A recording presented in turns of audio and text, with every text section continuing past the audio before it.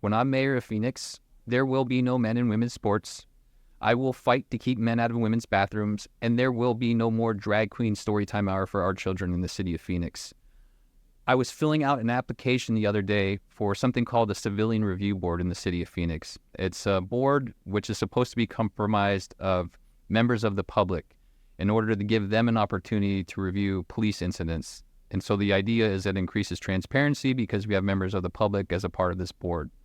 So I went and filled out the application, and at the bottom of the application there was a question, please fill out your race or ethnicity. We strive to hire for diversity.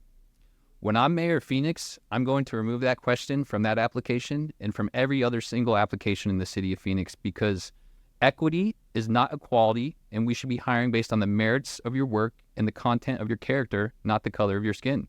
And so DEI initiatives are extremely important to me, and I'm going to take every single one of them when I'm mayor, and I'm going to rip them up and throw them in the trash. Another thing about Kate Gallego is, for the last several years, our police force has been under investigation by the Department of Justice.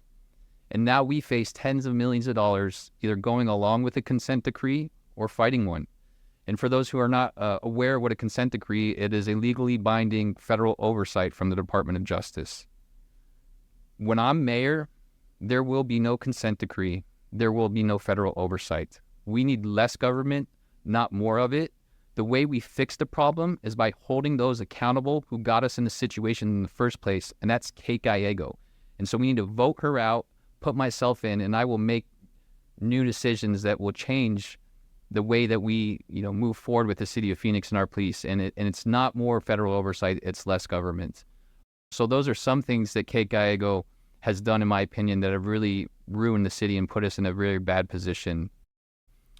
One other thing that I will say is our police. So there's a very divisive opinion right now in the city of Phoenix of whether we support our police or whether we don't support our police. There's actually active conversations going right now about taking certain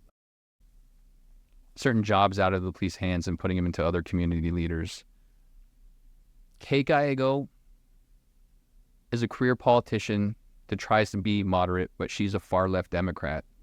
And while she may not be going out of her way to throw our police officers under the bus, she certainly doesn't support them.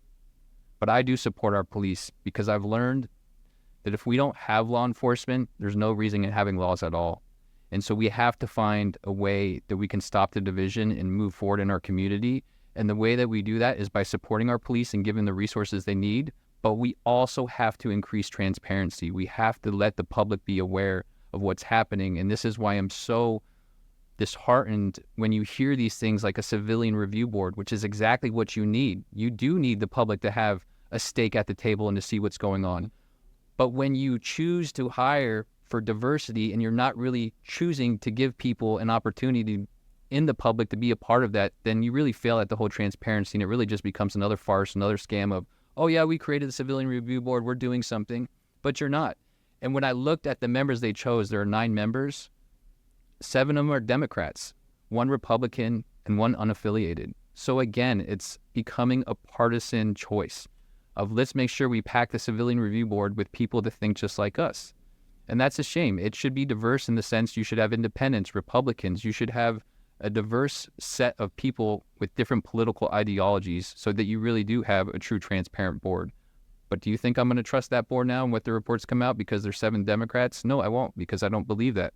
I don't believe they're going to be objective in their reports that they come to us. And so now you've just ruined a really good opportunity to increase transparency.